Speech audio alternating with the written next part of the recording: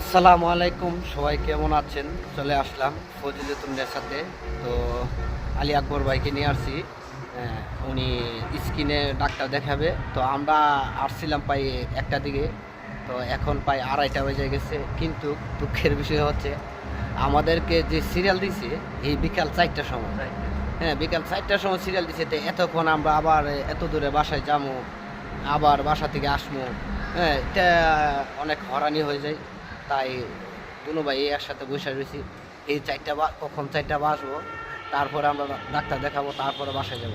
আর কতক্ষণ পরে পরে আমরা ঘড়ি টাইম দেখি নাকি।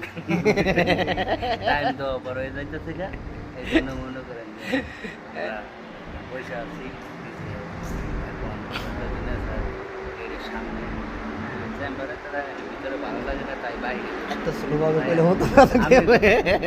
তুমি কইতে চাও? তো